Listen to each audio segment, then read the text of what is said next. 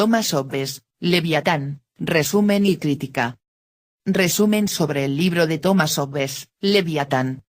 Este libro es un estudio sobre la naturaleza humana y cómo éste se desenvuelve en la sociedad, el cual es el poder de los hombres terminaría destruyendo al hombre mismo, lo cual en esencia, Hobbes dedica esta obra como plantear el problema y poner una solución, pasar de ese estado de naturaleza en el cual los hombres vivían atomizados, incapaces de cooperar, a un estado de sociedad, compuesto por un pacto social entre todos los individuos. El libro consta de 4 partes, o se dedican a analizar 4 subtemas, los cuales analizan al hombre, al Estado cristiano y del reino de la oscuridad. Primera parte, del hombre. Hobbes se dedica a estudiar ontológicamente al hombre, para luego estudiarlo en la sociedad o en sociedad. Hobbes empieza a vislumbrar cómo el hombre es producto de la experiencia, de cómo el lenguaje, las sensaciones, la imaginación y sus consecuencias, y de la razón y la ciencia son producto de la misma. Las sensaciones para Hobbes eran una representación o apariencia de cierta cualidad o de otro accidente de un cuerpo exterior a nosotros, de lo que comúnmente llamamos objeto. Dicho objeto actúa sobre los ojos, oídos, y otras partes del cuerpo humano, y por su diversidad de actuación produce diversidad de apariencias. El origen de todo esto es lo que llamamos sensación. En efecto, no existe ninguna concepción en el intelecto humano que antes no haya sido recibida, totalmente o en parte, por los órganos de los sentidos. Hobbes describe al ser humano como un ser de sensaciones, que siente, que por este están en contacto con su realidad, por medio de sus sentidos, algo así como una filosofía materialista, algo que Engels señaló tiempo después. Por igual declaró que la imaginación como producto de los sentidos, de la experiencia sensorial, pero a diferencia de la sensación, no es otra cosa sino una sensación que se debilita, sensación que se encuentra en los hombres y en muchas otras criaturas vivas, tanto durante el sueño como en estado de vigilia, o sea, que es la desviación o debilitación de las sensaciones en el hombre, algo así como que hay una diferencia entre lo que se percibe y lo que es, eso es la imaginación, y él toma como ejemplo que las estrellas no ejercen menos en el día que por la noche la virtud que las hace visibles. Pero así como entre las diferentes solicitaciones que nuestros ojos, nuestros oídos y otros órganos reciben de los cuerpos externos solo la predominante es sensible, así también, siendo predominante la luz del sol, no impresiona a nuestros sentidos la acción de las estrellas. Cuando se aparte de nuestra vista cualquier objeto, la impresión que hizo en nosotros permanece. Esto significa que el hombre tiene memoria, o sea, un récord de estas experiencias sensibles e imaginativas.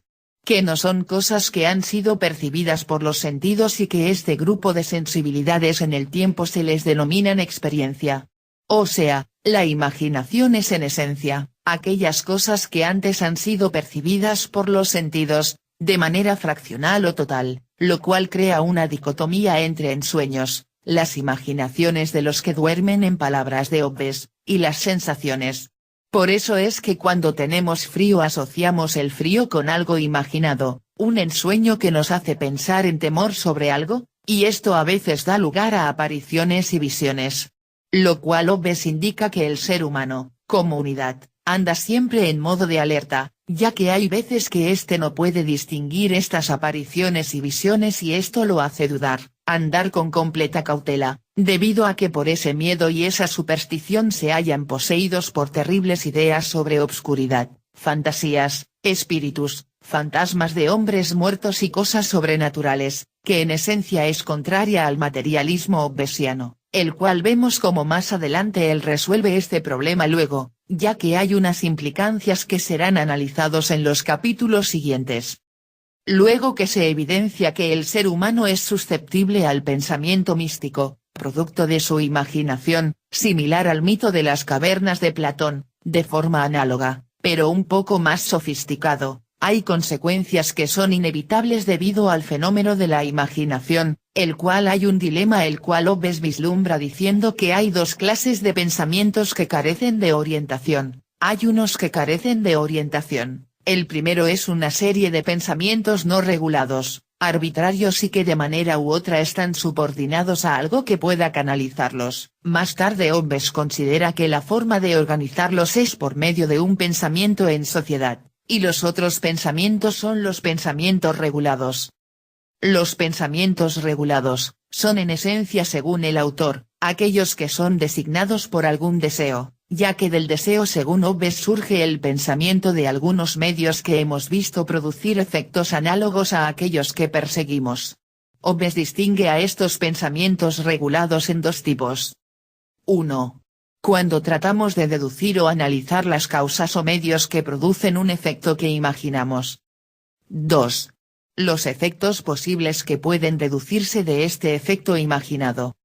Estos procesos cognitivos los cuales Hobbes trata de vislumbrar cómo estas categorías logran construir una teoría del conocimiento, gnoseológica, del ser humano en situación de naturaleza, distingue dos cualidades que hacen posible esto. Primero descubre sobre la remembranza, la invocación de la mente, cuando usamos la mente para hurgar de manera deductiva algún problema para darle solución. Y la prudencia, cuando el hombre desea saber el curso de una acción, como deduce acciones anteriores a ella y en sus consecuencias presuponiendo que obtendrían similares efectos. O sea que perfilamos el futuro en relación a nuestro pasado. Lo cual esto deja dicho bien que nosotros actuamos en relación a nuestro pasado y que por otro lado, tenemos una mente finita, no podemos concebir el infinito gracias a nuestras limitaciones mentales y físicas. Por eso, hay una relación entre los signos, acontecimientos pasados que se repiten, las sensaciones, la prudencia y el acto de usar la mente. Según Hobbes, mientras más veces se repite ese signo, más certeros serán los medios usados para resolver el problema de manera efectiva, pero esto no se logra sin pensamientos ordenados, que se logren llegar a uno por medio de las sensaciones y el acto de pensar. Pero para poder comunicar estas conjeturas del mundo pasado debe de haber un lenguaje. Hobbes toma el lenguaje de la siguiente manera, ya que la invención de la imprenta, aunque ingeniosa, no tiene gran importancia si se la compara con la invención de las letras. El lenguaje sirve según Hobbes para recordar las conexiones de causa y efecto a los hombres. Por ende, el problema empieza aquí, ya que el lenguaje, a la hora de ser comunicado hay problemas de precisión lingüística que evitan dar el mensaje como tal, lo cual hace que las personas actúen como que las sensaciones e imágenes que tienen son erróneas, lo cual crea conflictos entre los seres humanos. Así que el hombre al tratar de acabar con esos impulsos que tanto Hobbes menciona, en la parte que detalla las sensaciones y las imaginaciones, toma el lenguaje y la comunicación, o sea el estar en sociedad en el estado de naturaleza, como si fuese un problema más al cual agregarle a la imaginación por problemas del lenguaje y su falta de precisión. Todo esto sucede al momento de los seres humanos compartir sus experiencias, fuentes de saberes. Por lo tanto, debido a esto el ser humano vive en un bellum omnium contra omnes, una guerra de todos contra todos. Entonces el nudo central de Hobbes se encuentra realmente es que hay un problema que él evidencia en el orden social. Es del atomismo de los hombres, y por ende propone soluciones a esto. La de pasar de un estado de naturaleza a un estado de sociedad. Esto se evidencia en palabras de Hobbes. Los escritores de política suman pactos, uno con otro, para establecer deberes humanos, y los juristas leyes y hechos, para determinar lo que es justo e injusto en las acciones de los individuos. Aquí, se ve la intención de Hobbes, si los políticos o personas que procesan de la acción política pueden resolver sus problemas de esa manera, deliberando, proponiendo una solución a la situación de guerra era precisamente hacer un pacto de manera social, algo así como un contrato entre todos los integrantes del cuerpo social, para que se rijan por el Leviatán, el poder del Estado que es inimaginable, desbordante. Para proteger al hombre del hombre mismo. Entonces el estado de naturaleza es según Hobbes, un estado de competición que hace que el hombre invada para obtener algo, la falta de confianza respecto a la seguridad, debido al problema del lenguaje y la socialización, y el problema de la gloria, reputación que es producto del uso del poder por el hombre. De ahí, él deriva las leyes de la naturaleza. las cuales de manera axiomática deductiva, las otras dependen de sus dos primeras leyes. La primera es que cada hombre debe de procurar la paz hasta donde se tenga la esperanza de lograrla, y cuando no puede conseguirla, entonces debe buscar y usar todas las ventajas y ayudas de la guerra. La segunda parte viene del derecho natural, dado por Dios, o sea que viene de la doctrina clásica del naturalismo. Parte 2, el Estado. El pacto social, para Hobbes, era una garantía de la seguridad individual, y así poner fin a los conflictos que se dan en la situación de guerra gracias a los intereses individuales que Hobbes concebía como la causa de la situación de guerra. Así que las pasiones, los fines, del hombre son contrarias a las leyes morales. Para esto Hobbes idea lo que viene siendo hoy el Estado, aquel monopolio de la violencia, esa cosa pública, diferente al de la ausencia de monarquías, sino el poder organizado para administrar los asuntos públicos y se funda a partir de la suma de voluntades individuales libres que deciden actuar para adquirir ventajas en comunidad. Por lo tanto Hobbes plantea que hay una dicotomía entre libre albedrío y libertad individual. Hobbes, luego de denunciar la separación de poderes bajo la excusa de que el soberano, si considera que la libertad de expresión puede amenazar el orden público, el mandatario o el soberano puede eliminarla para así preservar el bien de todos, Hobbes plantea los tipos de gobierno o de Estado. 1. Monarquía. 2. Aristocracia. 3. Democracia. Él admite que la cosa pública y el interés individual es el mismo en el primero. Ya que la riqueza del monarca depende de la riqueza de su pueblo, de la reputación de sus súbditos. Por ende, él considera que en la democracia y la aristocracia, la propiedad pública no da tanta fortuna, y esto trae problemas de corrupción, problemas de ambición que conllevan a un decaimiento del orden social. Parte 3, Estado cristiano. Hobbes aquí dedica su crítica a la autoridad divina, a un paso de que el soberano sea rey absoluto, por ende, abroga por la total sumisión de la Iglesia al soberano. Este cuestiona la validez de las Escrituras, en cuál debemos confiar y por qué debemos hacerlo, se pregunta él. Esto se debe a que hay una dicotomía entre lo sobrenatural, caos, y lo civil, orden. Por ende lo sobrenatural no puede estar por encima de lo civil porque entonces sería una situación de fuerza contra el derecho. Por lo tanto Hobbes no ve compatible la idea de la religiosidad en el poder, ya que por razones expuestas en los capítulos anteriores es imposible conocer lo infinito dada la mente humana y así análogamente un clérigo que dice conocer por revelación la voluntad de Dios es algo carente de contenido. Parte 4, del reino de la oscuridad. Luego del cuestionamiento que expone Hobbes, él indaga con el fin de no obtener represalias de la Iglesia en ese entonces, concluye que el Leviatán intentó conciliar la idea de que el reino de la oscuridad era en esencia no el infierno, sino la oscuridad que produce la ignorancia en relación a su antónimo la luz del verdadero saber. Por ende, este ve la mala interpretación de las escrituras de los clérigos que debido al poder en ese contexto que tenía la Iglesia, personas usaban las mismas para beneficio propio, algo similar a lo que denunciaba Lutero en sus escritos. Por ende esas personas no dudan en eliminar esa luz de vida que el conocimiento y el saber realmente brindan.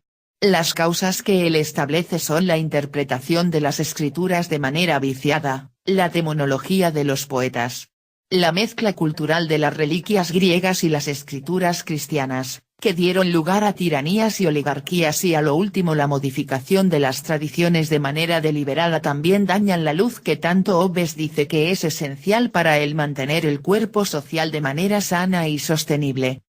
¿Qué me pareció el libro? Es un libro interesante, más aún tiene muchas de las típicas fallas que tienen los autores contractualistas tradicionales, una concepción rara de individuo y sociedad, no tienen una definición clara de libertad y establecen dicotomías como la de libre albedrío y libertad individual como si fuesen cosas opuestas entre sí. En cierto modo, Hobbes toma de Platón, la idea de que el ser humano está aquí para ser carne de cañón ante una intención o un fin más loable, suprahumano, por lo tanto ellos pueden ser medios y no fines, y de Aristóteles toma las formas de gobierno y la idea de que las ciencias políticas / sociales es una ciencia que pueda basarse en la experiencia, cosa que toda experiencia o evidencia empírica es en esencia evidencia histórica y por ende interpretable subjetivamente. Pero a pesar de esto no está de más leerlo porque hay cosas que son interesantes, como la idea de un orden social en el cual haya bienestar para todos, en el cual se puedan resolver los problemas de manera pacíficamente sin recurrir a la violencia y la idea de un derecho que viene con los hombres al momento de nacer, derechos humanos, naturales. Mis críticas y críticas de otros autores. En este espacio me dedico a tomar de diferentes autores, independientemente de su posición o su ideología, lo cual no sé si esta crítica pueda servir a alguien a colocarse en alguna ideología en específico. 1. La noción de sociedad e individuo de Hobbes y su teoría gnoseológica. Hobbes se hace de una metodología materialista metódica al resumir los fenómenos únicamente a problemas de percepción, pero no distingue que la experiencia misma en los hombres son eventos de causa y efecto que a su vez necesitan ser interpretados, por lo tanto, el pensamiento humano depende de categorías a priori, antes de la experiencia, como bien Kant habría señalado. Él le demostró a Hume que la experiencia, ya sea en el ámbito científico, epistemológicamente hablando, o gnoseológicamente hablando, se interpreta por medio de categorías de pensamiento, o sea que no hay experiencia que no sea interpretada. Por ende la idea de que el hombre puede saber más a medida que los signos que menciona Hobbes se den en la vida, sino que también depende de la interpretación que haga él mismo a través de los signos del pensamiento. Esto trae conclusiones que valen la pena tomar en cuenta en la forma en la que Hobbes analiza el tal llamado estado de naturaleza que en esencia es anacrónico. No puede haber existido un estado de naturaleza debido a que el ser humano es un ser cultural, que usa medios culturales en un entorno natural como evidencia Luis Zanotti, pedagogo y filósofo liberal argentino. La cultura es, no nos engañemos, opuesta a la naturaleza. Cultivar la tierra es violentarla, mal que le pese a las visiones idílicas del trabajo rural. Requiere esfuerzo y sudor, trabajo, en fin. La tierra no brinda, generosa, sus frutos, sino que se los deja arrancar, y solo si se ha luchado tenazmente con ella, y contra las plagas, las inclemencias del clima, la falta o el exceso de agua, la invasión de malezas que ellas sí crecen espontánea y naturalmente. Las plantas útiles al hombre dan sus frutos solo mediante el trabajo del hombre. Los ganados librados a su destino natural volverían en corto lapso a ofrecer el aspecto bravío y salvaje de las razas originarias de las cuales la humanidad aprovecharía y a duras penas porcentajes de productos notablemente menores de los que obtiene hoy. El hombre es un ser de cultura. No se conocen sociedades humanas viviendo en estado de naturaleza pura. Este problema se debe a los conceptos lógicos que usa tanto Hobbes como los demás contractualistas que le siguieron, Rousseau y Locke. Al haber un estado de naturaleza descrito por Hobbes, él analiza los fenómenos como si sociedad e individuo fuese conceptos lógicos que no se correlacionan entre sí. Esto significa que preguntarse por el orden lógico de estos conceptos es algo ilógico, como bien deja explícito Ludwig von Mises en su libro La acción humana. Ahora bien, vana es toda controversia en torno a la prioridad lógica del todo o de las partes. Son lógicamente correlativas la noción de todo y la noción de parte. Ambas, como conceptos lógicos, quedan fuera del tiempo. Esto significa que los conceptos lógicos como individuo y sociedad son ahistóricos, para así ubicarlos en la historia al aplicar este concepto en un determinado contexto histórico. Esto significa que el todo, sociedad, actúa por medio de sus partes, viéndolo de manera weberiana. El gran problema del estado de naturaleza es que ese materialismo metódico de Hobbes es el equivalente a un colectivismo metodológico que asume que la sociedad es algo diferente a la suma de sus partes individuales, lo cual sería tautológico, ya que al explicar el comportamiento de los individuos una metodología como esta diría estos mismos su comportamiento está determinado por sus propias acciones. Por esta razón Hobbes presupone el comportamiento de los individuos en ese tal llamado estado de naturaleza. La humanidad no ha florecido en base a pactar socialmente y que el Estado los domine, sino que antes de eso cooperaban en la división social del trabajo y esto propició instituciones sociales que fueron generadas por la acción los individuos que persiguiendo sus propios fines creaban consecuencias no intencionadas sobre otros. Hobbes entienden a la sociedad como un todo distinto de los individuos que le componen, por eso hace Rousseau y Hobbes la aclaración de estado de sociedad y estado de naturaleza, en uno donde la sociedad civil delibera y en otro donde hay atomismo o seres humanos dispersos por ahí, y esto es un error.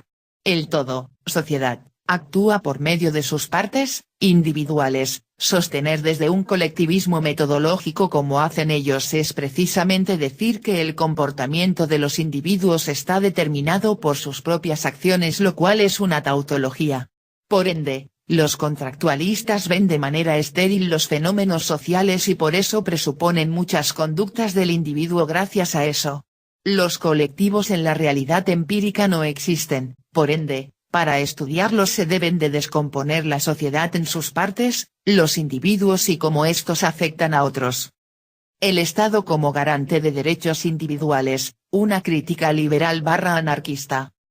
La solución que promete Hobbes con el fin de salvaguardar los derechos lleva como implícito que el Estado es la institución que consagra el derecho, ya que la situación de guerra vivimos en una encrucijada en la que no se pueden formular leyes morales, cosa que desde el common law, viendo el derecho de manera holística, es erróneo que permitan la cooperación social y pacífica. De hecho, esto es todo lo contrario. El ser humano siempre ha hecho del uso de la cooperación social en la división del trabajo para lograr sus fines. Los pueblos de hecho pequeños se organizaban desde una perspectiva biológica, son los genes, almacenados a nivel individual, quienes existen en primer lugar, y solo más tarde se asocian para formar organismos más complejos con el objetivo de sobrevivir y favorecer su reproducción. En estos términos, la sociedad puede explicarse como resultado de la selección natural de aquellos individuos cuyos genes eran más propensos a la cooperación. Por último, la historia y la antropología respaldan el argumento biológico. Las sociedades cazadoras-recolectoras estaban formadas, en un primer momento, por unidades familiares que se desplazaban a lo largo del territorio para explotar recursos dispersos, vegetales, pequeños herbívoros, y que solo estacionalmente se reunían en unidades más grandes para aprovechar las economías de escala, como por ejemplo, en el almacenamiento, la caza de grandes herbívoros, etc. Estas unidades familiares/individuales de cazadores-recolectores solo se integraron en organizaciones más grandes cuando percibieron que podían obtener ventajas de ello. Cuando la intensificación económica y la aparición de la agricultura hicieron rentable la defensa permanente del territorio, congruente con la idea de derechos de propiedad de la tierra de Locke pero sin la tercera condición, así como lo entienden los neoloqueanos libertarios anarquistas como Murray Rothbard, Stephen Kinsella, Roderick Long y otros, en relación a épocas anteriores, cuando era más rentable la huida hacia otros espacios de caza o recolección, o cuando la necesidad de infraestructuras como canales o acequias requería de la cooperación con otras familias o individuos. En todos estos casos, la ventaja derivada de la cooperación incentivó la cooperación, pero esta tuvo su origen en un cúmulo de decisiones individuales que trataban de satisfacer intereses individuales. Por lo tanto, el Estado no surge de manera emergente, o sea por medio de acuerdos voluntarios entre personas como demuestran algunos, sino que fue formada mediante la acción de individuos que eran ajenas a las de la sociedad económica, y por medio del uso de la fuerza y la coacción. Así fue como el antropólogo Marvin Harris logró descifrar, inclusive poner en duda la idea de que el Estado nace con el capitalismo como un choque entre clases, en la tesis del materialismo histórico de Marx. Los cabecillas redistribuidores trabajaban igual de duro o más que los otros miembros de la tribu en la caza o recolección, por lo tanto, en un primer momento la redistribución no impedía la política igualitaria asociada a estas tribus. Sin embargo, en algún momento estos cabecillas redistribuidores fueron reconocidos por su capacidad para organizar festines más y más suntuosos realizando proyectos de caza mayores o de recolección intensiva. La compensación que recibían los redistribuidores era la mera admiración de sus congéneres por su capacidad organizativa. El prestigio era el único pago que recibía el redistribuidor. Aún en esta situación el jefe no tenía más que un poder económico sobre los que estaban a su alrededor, pero no tenía capacidad de obligar a nadie violentamente a que obedeciese sus órdenes. Si no hubiese sido por la guerra y el uso de la violencia, la jefatura hubiese sido una mala semilla que no hubiera llegado a germinar. Cuando los dominios no eran muy grandes, los jefes no podían recurrir a la fuerza directa contra los desobedientes, ya que en el nivel de bandas o aldeas prácticamente todos los hombres poseían armas y la habilidad necesaria para utilizarlas. Fue cuando el jefe adquirió un control sobre territorios más extensos y dispuso de recursos almacenados más copiosos cuando pudo crear un grupo afín, la primera clase noble, mediante regalos y favores que sí podía ejercer una violencia más organizada contra los díscolos. Este grupo afín era tanto la policía como el ejército del jefe y podía amenazar a aquellos campesinos que se negaran a prestar su trabajo personal para obras públicas o no donasen las cuotas prescritas al jefe. Además de la violencia, la aceptación voluntaria también pudo jugar un papel importante en el afianzamiento del jefe en el poder.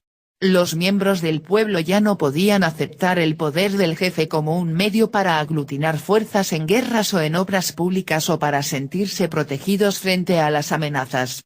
Muchos de los miembros del pueblo supeditado al jefe temería más a otros riesgos que el propio poder del jefe y de su séquito.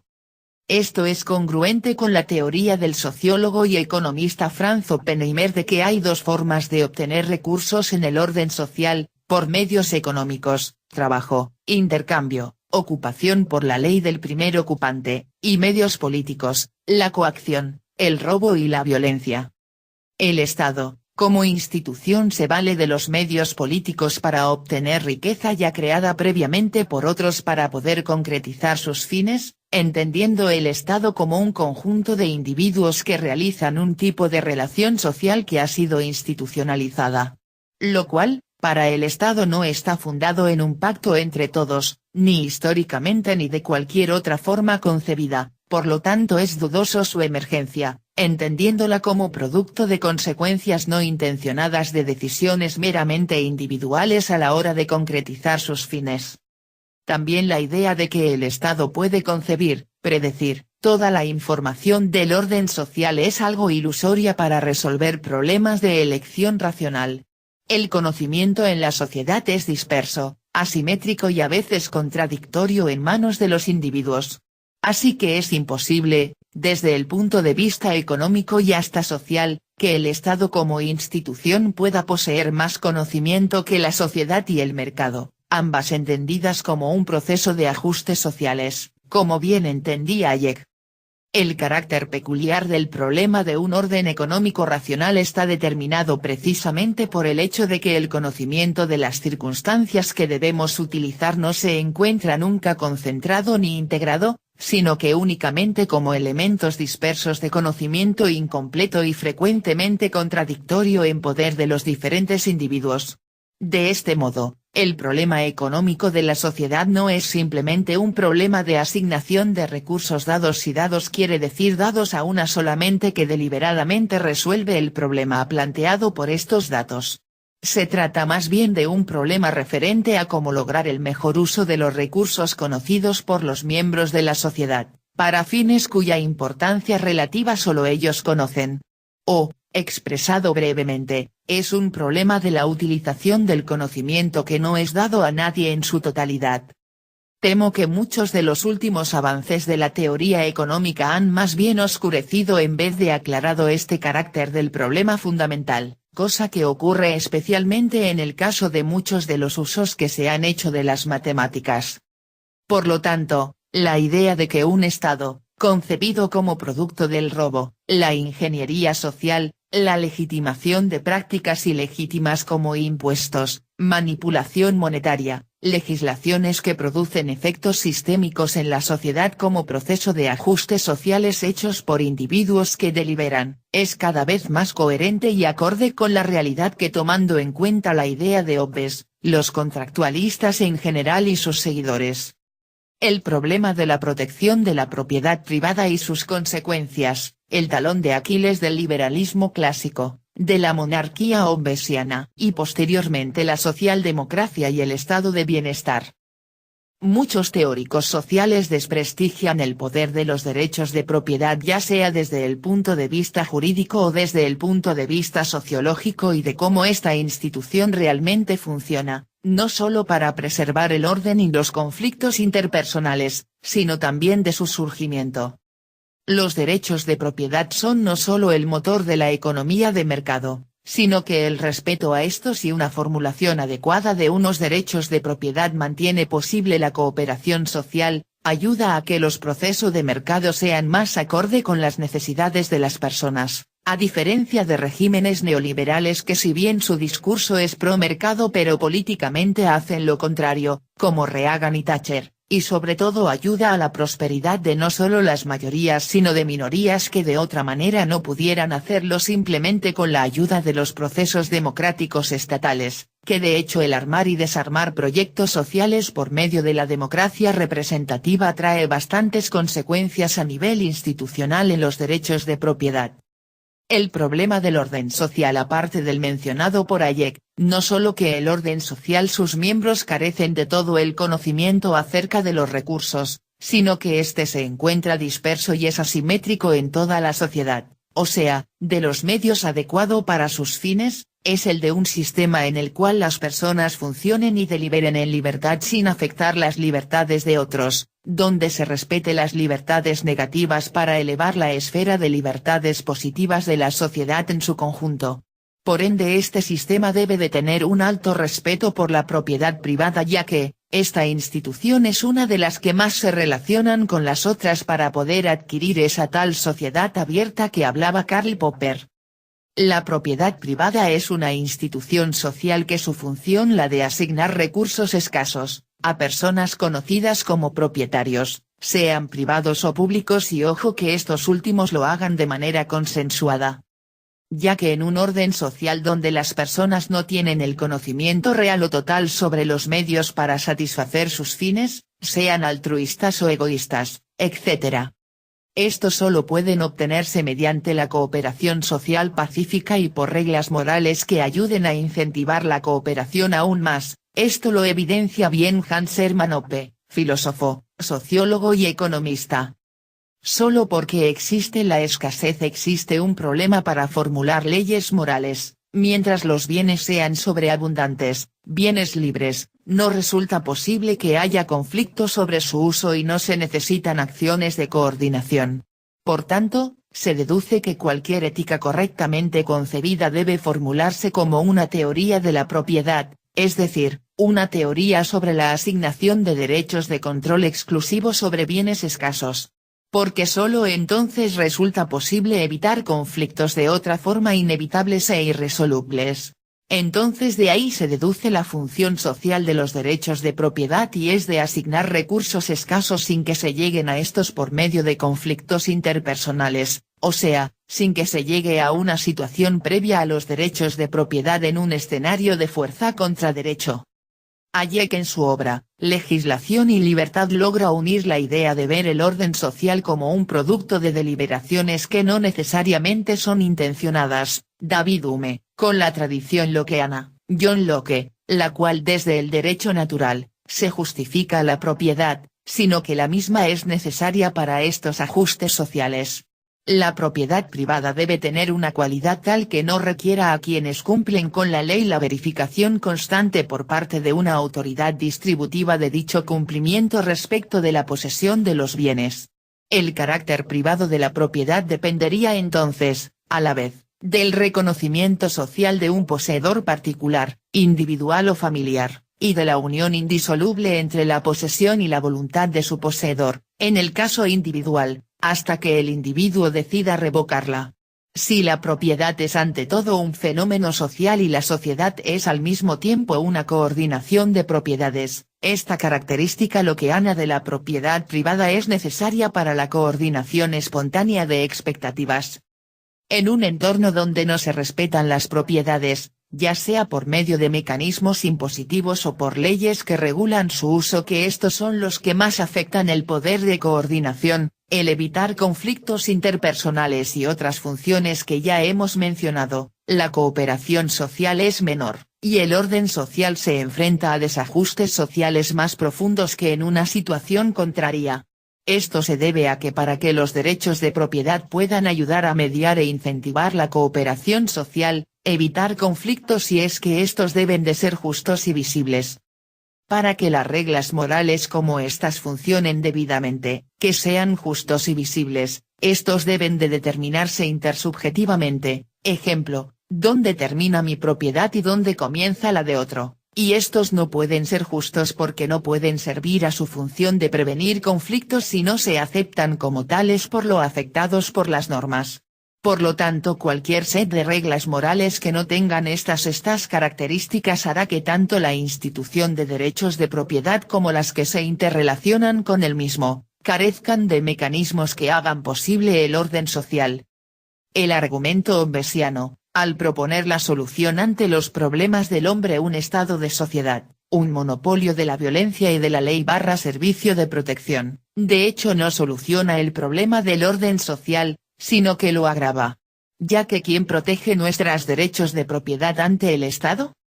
Si el Estado es el único capaz de otorgar estas concesiones en nombre del bienestar común, como Hobbes mismo decía que el soberano podía destruir o arremeter en contra de la libertad de expresión si esto perjudica el bienestar común o de todos.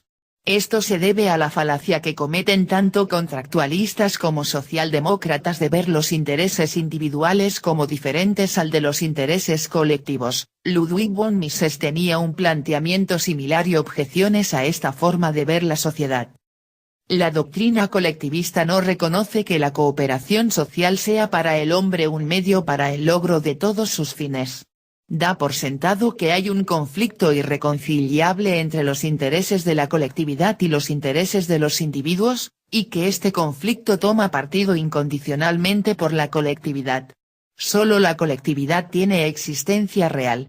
La existencia del individuo está condicionada por la existencia de la colectividad. Dos preguntas surgen inmediatamente. Primera, si fuera cierto que los intereses de la colectividad y los de los individuos están diametralmente opuestos, ¿cómo podía funcionar la sociedad? Se puede suponer que los individuos se verían impedidos por la fuerza de las armas a recurrir una abierta rebelión. Pero no se puede suponer que se podría lograr su cooperación activa por medio de la simple compulsión. Segunda, si la colectividad no es un medio que permita a los individuos alcanzar sus fines, si el florecimiento de la colectividad requiere sacrificios de parte del individuo que no son compensados por las ventajas derivadas de la cooperación social. ¿Qué es lo que mueve a quien aboga por el colectivismo a asignar los intereses de la colectividad sobre los deseos de los individuos? ¿Puede encontrarse otra razón para la exaltación de la colectividad que no sean juicios personales de valor?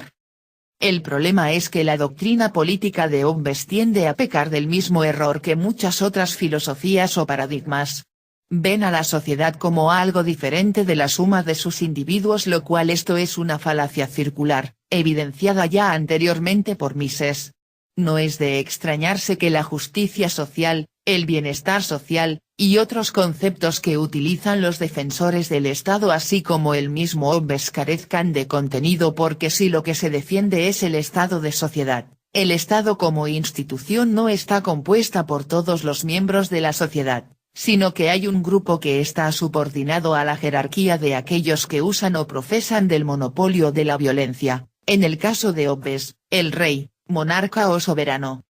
Esto tiene bastantes consecuencias respecto a que el Estado es en esencia, por su naturaleza coactiva, un expropiador protector de propiedad, en palabras de Hans Hermann Hoppe, por ende como institución no emergente, producto de la coacción y del robo, extorsión y privilegios, es contraria a un orden social en el cual se logre propiciar la cooperación social y pacífica. Ya que en esencia estamos en una situación de fuerza contra derecho en un orden estatal, donde lo que podamos conseguir son concesiones y no realmente derechos que vienen otorgados a personas. Por ende no es de esperarse que en un orden social así, se vislumbren problemas y desajustes sociales los cuales propicien los actos bárbaros y violentos para obtener sus fines, de manera más o menos sistemática dependiendo del tipo de gobierno, en vez de orientado realmente a la cooperación social pacífica. Por esta razón el orden social concebido por Hobbes carece de muchas herramientas que ayuden a que las instituciones mantengan la paz y la cooperación social. De hecho, la tal situación de guerra hobbesiana era en esencia más prolífica en términos relativos ya que al menos contractualmente, se respetaban más las decisiones individuales como demuestra la historia anterior a la formación de los estados, así como la formación de estados monárquicos que Hobbes defiende en su obra.